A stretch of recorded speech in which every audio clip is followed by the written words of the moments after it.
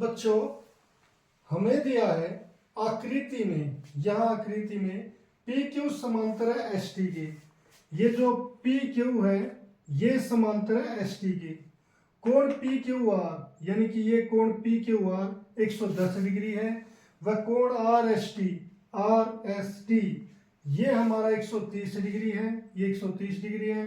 कोण Q R S, हमें ये कोण क्यू आर एस ये ज्ञात करना है।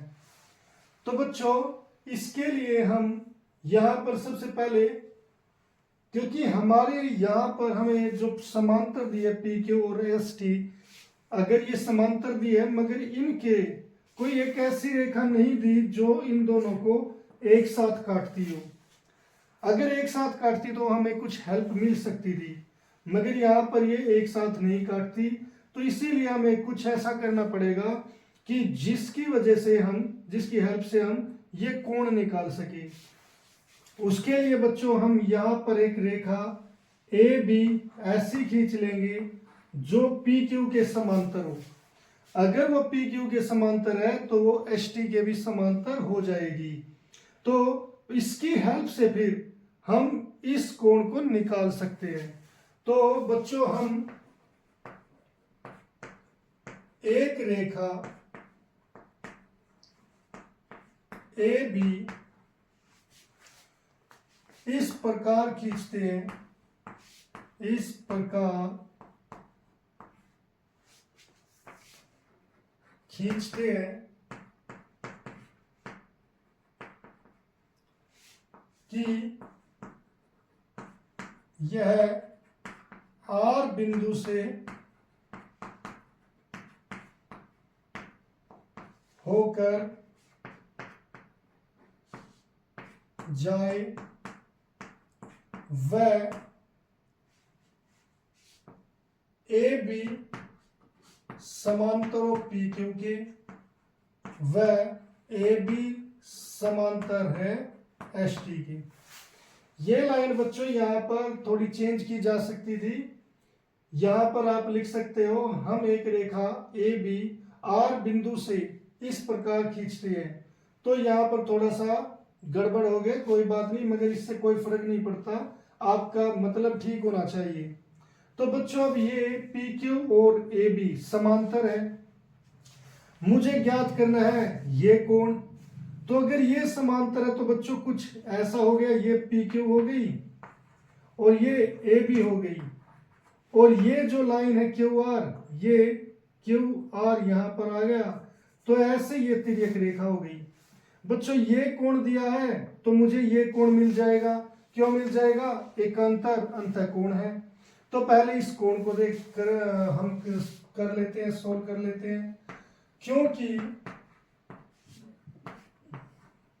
ए बी समांतर है पी क्यू के, इसीलिए बच्चों अब जैसे ये कोण इसके बराबर है तो यहाँ पर पी क्यू आर किसके बराबर हो जाएगा? क्यू आर बी के बराबर हो जाएगा बच्चों। तो क्यू आर बी के बराबर हो जाएगा तो हम इसे लिखेंगे कैसे? मुझे ये कोण चाहिए क्यू आर बी, तो पहले इसे लिखेंगे फिर पी क्यू आर लिखेंगे। तो इसीलिए क्यू आर बी जो मुझे निकालना है वो हमें लेफ्ट हैंड साइड रखना चाहिए बच्चों। क्यू आर बी किसकी इक्वल है? कोण पी क्यू आर की, जो मुझे दिया है वो राइट हैंड साइड, और ये किसके इक्वल दिया है? 110 डिग्री। रीजन क्या लिखोगे बच्चों? एकांतर अंतःकोण, ये हमारा इसका रीजन आ गया, यानी कि कारण। अब बच्चों मेरे पास ये 110 का हो गया। अब यहां पर ये 110 का है। अब हम देख सकते हैं ये और ये लाइन, ये दोनों भी तो एक दूसरे के समांतर है। तो अगर मान लो मैं इसे एस टी, यहां पर एस टी, ये मुझे कोण दिया 130 डिग्री, ये अगर मैं निकाल लूं, ये कैसे निकल सकता है इतना कोण? ये निकलेगा, इन दोनों का जोड़ कितना हो जाएगा? 180 डिग्री। क्यों? क्योंकि ये एक ही ओर के अंतःकोण है। तो बच्चों इसके लिए मैं क्या लिखूंगा? क्योंकि एस टी समांतर है ए बी की। तो बच्चों मुझे ये कोण निकालना है, तो इसे लेफ्ट हैंड साइड लिखूंगा, इसीलिए कोण एस आर बी किसके इक्वल है बच्चों? कोण आर एस टी, जो कितना है? 130 डिग्री।